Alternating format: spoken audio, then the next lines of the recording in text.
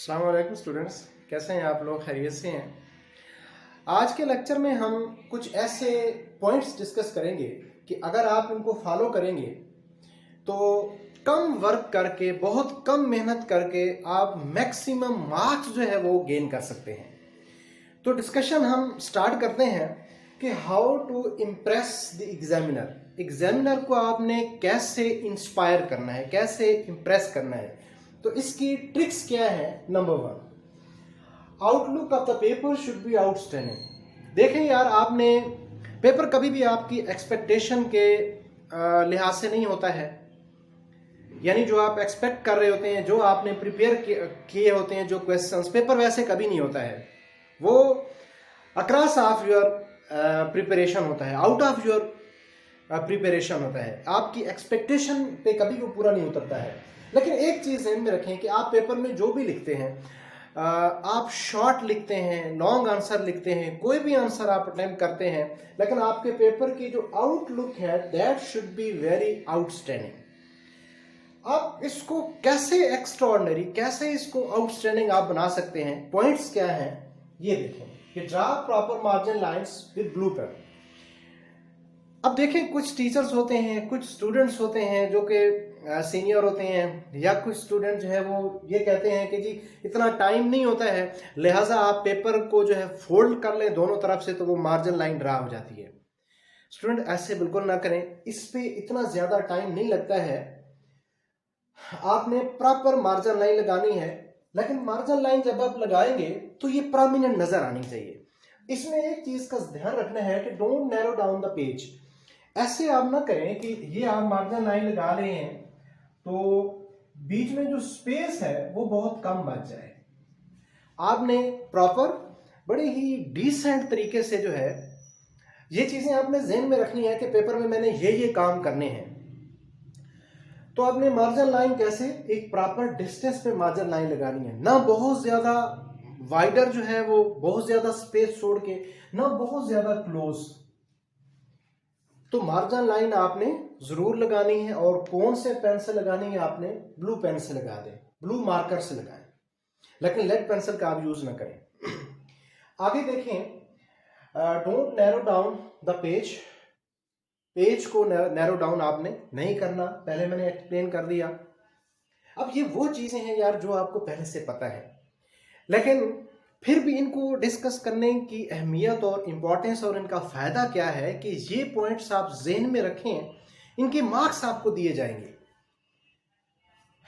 Draw a line after each question, बड़ा ही important और valid point है कि हर जो है, जब आपका क्वेश्चन जो है वो कंप्लीट हो जाए तो आपने ये काम करना है कि जब आपका एक क्वेश्चन, अब कुछ स्टूडेंट्स होते हैं वो क्वेश्चन नंबर ऐसे लिखते हैं कि समझ नहीं आती, एक क्वेश्चन एंड होता है दूसरा शुरू हो जाता है, लेकिन एग्जामिनर उन दोनों को एक क्वेश्चन समझ लेता है, और एंड पे जब उसे समझ आ जाए अगर कि इस स्टूडेंट ने जो है, इसे पेपर अटेम्प्ट करने का मेथड नहीं आता था, इसने दो क्वेश्चन को इकट्ठे लिख दिया है, यानी समझ नहीं है, दूसरा क्वेश्चन बीच में शुरू कर दिया, तो उससे बड़ा गुस्सा आता है, उससे इंस्पायर नहीं होता।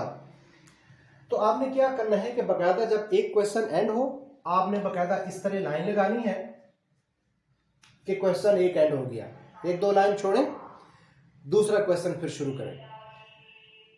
ओनली नेसेसरी हेडिंग्स, पेपर के अंदर आपने जो नेसेसरी हेडिंग्स हैं वो देनी है, खामखा की हेडिंग्स आपने नहीं देनी है। जिस तरह अब आप ऐसे वाला क्वेश्चन अटेम्प्ट कर रहे हैं और आप कोई थर्ड क्लास बुक पढ़ रहे हैं जिसमें ऐसे आपने वहां से याद किए, आपने वहां से तैयार किए, लेकिन ऐसे में उसने हेडिंग्स दे दी है, तो ऐसे में कभी हेडिंग नहीं होती है। अब ये जो मैंने लिखा हुआ है कि ओनली नेसेसरी हेडिंग, सिर्फ जो जरूरी हेडिंग्स है ना वो आपने देनी है। कैसे, इसकी एग्जांपल देखें। फॉर एग्जांपल, रिपाक्सनीज डॉटर में से ये क्वेश्चन है जो सेकंड शॉर्ट स्टोरी है कि poison works through Giovanni system slowly but surely. ये क्वेश्चन पहले आ चुका है। अब अगर इस तरह का क्वेश्चन आ जाए तो आपने कैसे पेपर पे अटेम्प्ट करना है? आपने बाकायदा इस तरह लिखना है, क्वेश्चन नंबर 2, क्वेश्चन नंबर लिखा, आगे जो भी आप पार्ट कर रहे हैं वो आपने लिखा प्रॉपर वाजे। ये क्वेश्चन एंड हुआ, आपने एक दो लाइन छोड़ दी, फिर आपने लिखा। अब आप इसकी हेडिंग बनाएंगे ताकि एग्जामिनर को देखते साथ ही in the very outset, in the very start उसे समझ आ जाए कि यार जो कैंडिडेट है, जो स्टूडेंट है, वो कौन सा क्वेश्चन अटेम्प्ट कर रहा है। आपने एग्जामिनर के लिए आसानियां पैदा करनी है, पेपर को मिक्सअप नहीं करना है, एडमिक्स नहीं करना है चीजें, वाजे वाजे। तो आप इस तरह हेडिंग दे दें कि effect of poison on Giovanni. अब ये देखें, आपने क्वेश्चन लिखा तो पेपर के अंदर ये बात लिखने का मकसद ये था कि आंसर शीट जो है उस पर क्वेश्चन नहीं लिखना चाहिए। अब देखें, बहुत सारे स्टूडेंट्स हैं, 80% से भी अब स्टूडेंट्स हैं जो पूरा, अब ये क्वेश्चन लिखा हुआ है, वो आंसर शीट में पहले ये क्वेश्चन लिखेंगे, इस पे टाइम वेस्ट करेंगे, फिर इसका आंसर, फिर इररेलेवेंट, फिर ग्रामर की मिस्टेक्स। तो मैं आपकी फैसिलिटेट करने के लिए आपको बता रहा हूं कि आपने क्वेश्चन कभी भी नहीं लिखना है, आप सिंपली क्वेश्चन नंबर लिखें, ये जूस लिख देते हैं, दैट्स इनफ। अगर फिर भी आप इसमें क्लैरिटी लाना चाहते हैं, एग्जामिनर को आप फैसिलिटेट करना चाहते हैं, तो आप इस तरह मुख्तसरन करके हेडिंग दे दें कि effect of poison on Giovanni. तो इससे समझ आ जाएगी एग्जामिनर को कि ये कौन सा क्वेश्चन अटेम्प्ट किया जा रहा है। बस ये जो चीज है ना, ये स्टूडेंट इसको पेन से लिखता है, छोटा करके लिखता है, तो ये फिर ओवरलुक हो जाती है, इसलिए ये हेडिंग जो है वो देना जरूरी है। तो मेन वर्डिंग जो क्वेश्चन के है ना, सिर्फ आप वही लिखें, पूरा क्वेश्चन आपने कभी भी नहीं लिखना है। आगे देखते हैं, फैसिलिटेट द एग्जामिनर। आपने एग्जामिनर को फैसिलिटेट करना है, आसानियां पैदा करनी है। कैसे? कि ये पेपर को, जो क्वेश्चन आप अटेम्प्ट कर रहे हैं उसी का नंबर दें, खुद से अपनी तरतीब नहीं बनानी है आपने। आगे भी कुछ चीजें बड़ी काम की हैं। Never skip the line. अब देखें डियर स्टूडेंट्स, जो आपका पेपर मार्क कर रहा है वो आपसे ज्यादा पढ़ा लिखा है, ठीक है, वो आपका पेपर मार्क कर रहा है तो आपसे तो वो ज्यादा जानता है। आप उसको बेवकूफ ना बनाएं कि आप जो है ज्यादा पेजेस भरने के लिए जो है आप लाइन को स्किप करते हैं। एक लाइन आपने लिखी, दूसरी छोड़ दी, तीसरी लिखी, चौथी छोड़ दी, ये क्या बेवकूफी है? तो प्लीज ये काम आपने नहीं करने हैं। इससे एग्जामिनर इंस्पायर नहीं होता है, बल्कि उसका जो है, इसके जो आफ्टर मैथ है, इसके जो आफ्टर फैक्ट्स है, वो बड़े बुरे निकलते हैं। वो देखता है कि यार इसको इतना ही सेंस नहीं है, ये बीए में पहुंच गया है, ग्रेजुएशन कर रहा है, इसको अभी पेपर करना नहीं आता है कि एक लाइन ये छोड़ के लिख रहा है। दूसरी बात, don't give long spaces among words. कुछ स्टूडेंट्स होते हैं और फिर स्टूडेंट बड़े इनोसेंट सा एक एक्सक्यूज पेश करता है कि मेरी शुरू से राइटिंग ऐसी है, ये कुदरती तौर पे। यार कुदरती तौर पे ये नहीं, आपने खुद से अडाप्ट की है, राइटिंग को ठीक किया जा सकता है। इसको आप ये नहीं कह सकते कि ये अल्लाह ताला ने आपको ऐसे सिखा दी है। कुदरती तौर पे आपने ये सॉफ्टवेयर नहीं जो है वो इंसर्ट किया गया, आपने खुद से अडाप्ट की है। इट मीन्स कि आप अपनी राइटिंग को चेंज कर सकते हैं। तो आपने क्या करते हैं स्टूडेंट कि don't give long spaces among words. एक तो लाइन छोड़ने वाले कुछ होते हैं जो एक वर्ड यहाँ पे लिखा, फिर इतनी स्पेस छोड़ी एक यहाँ पे, यानी एक लाइन के ऊपर वो 3-4 वर्ड्स लिखते हैं और वो बेवकूफ बनाना चाह रहे होते हैं एग्जामिनर को, जिसका बड़ा ही बैड इंपैक्ट होता है कि इसे पेपर करना नहीं आता। इसने तो 2-4 लफ्ज लिखे हैं और पूरी शीट फिल कर दी है। और इसी के साथ ये भी जहन में रखें, आप 100% पूरी अपनी कोशिश करें कि आपने एक्स्ट्रा शीट नहीं लगानी है। जितनी शीट्स दी गई हैं जो पेपर आपको, दैट्स इनफ। किस लिहाज से वो इनफ है? वो काफी इस लिहाज से है कि आपने पेपर में वही कुछ लिखना है जो आपसे पूछा गया है। वो चीजें पेपर में बिल्कुल ना लिखें जो नहीं पूछी गई हैं। इररेलेवेंट आप बिल्कुल ना लिखें। पहले से देखें, ये लेक्चर बनाने का मकसद ही यही था कि ये पॉइंट्स आपके ज़हन में पहले से होने चाहिए कि जी पेपर की तैयारी में मैंने ये काम करने हैं, और प्रेशर नहीं लेना है आपने पेपर का।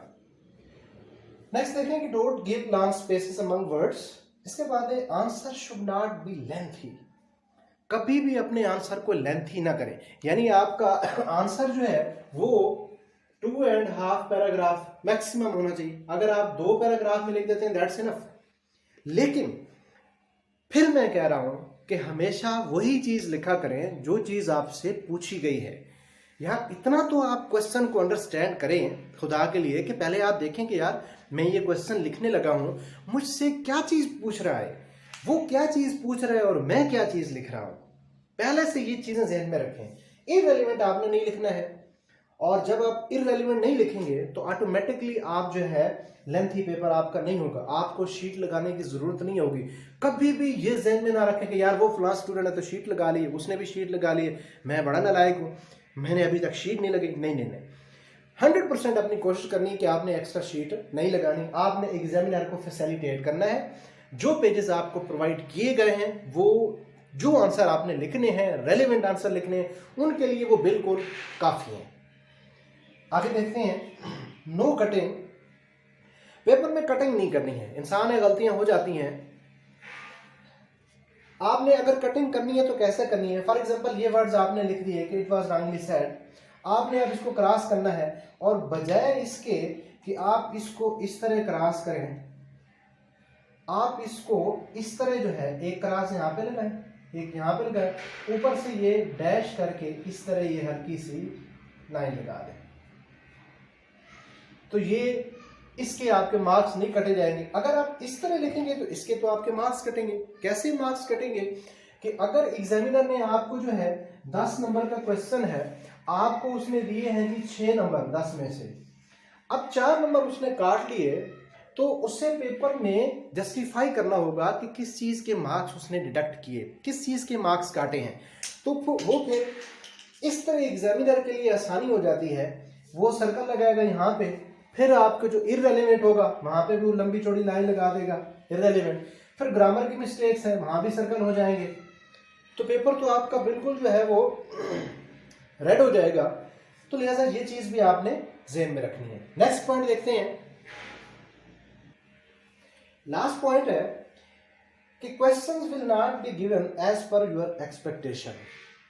आपके पास बहुत कम टाइम रह गया है एग्जाम के लिए, और पहले से ये बात जहन में रखें कि जो एग्जाम में क्वेश्चन आएंगे, जो क्वेश्चन जिस भी सॉल्यूशन बुक से, जिस भी हैंड बुक से, जिस भी हेल्पिंग, जो भी हेल्पिंग मटेरियल आप यूज कर रहे हैं, जहां से भी आप तैयारी कर रहे हैं, तो वहां पे जो क्वेश्चन की वर्डिंग दी गई है वैसे क्वेश्चन एग्जाम में नहीं आएंगे। पहले से मेंटली तौर पे आप तैयार रहें कि जो क्वेश्चन, जो wording as it is, question आपके एग्जाम में नहीं आएंगे। क्वेश्चन हमेशा, वेदर इट्स पंजाब यूनिवर्सिटी या सरगोदर यूनिवर्सिटी, लिटरेचर का पेपर है ये, तो क्वेश्चन हमेशा आपका मोल्ड होगा। जो क्वेश्चन आपने बुक में पढ़े हैं वो वैसे नहीं होंगे।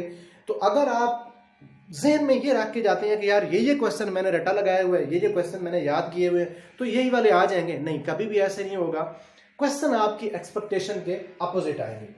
अब इस डिस्कशन को हम कंक्लूड करते हैं।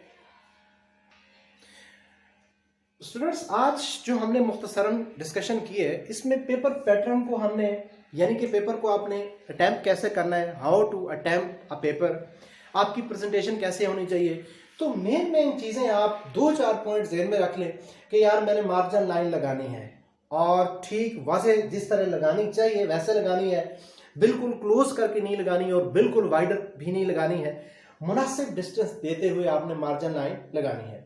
दूसरा, आपके जहन में ये रहे कि मैं कटिंग पेपर में नहीं करूंगा, पेपर में कटिंग नहीं होनी चाहिए। ये जहन में रहे कि एक क्वेश्चन जब वाइंड अप होगा तो मैं बकायदा नीचे लाइन लगाऊंगा और उससे पता चलेगा कि क्वेश्चन वाइंड अप हो गया है। उसके बाद नेक्स्ट क्वेश्चन, जो जरूरी हेडिंग्स हैं, क्रिएटिव सी हेडिंग है। हेडिंग मीन आपने क्वेश्चन में से लिखना है, लेकिन जिससे ये समझ आ रहा है कि ये कौन से वाला क्वेश्चन है, यानी जो मेन वर्डिंग है ना क्वेश्चन वाली, सिर्फ वही लिखनी है।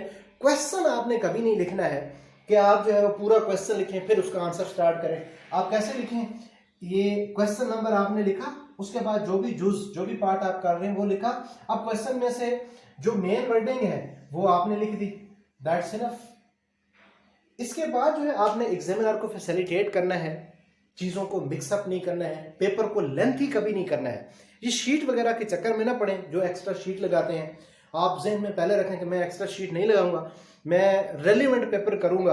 और रेलिवेंट के लिहाज से मैंने प्रीवियस लेक्चर्स में डिस्कस कर रखा है कि आपका पेपर जो है, आपके जो क्वेश्चंस हैं वो रेलिवेंट कैसे होंगे।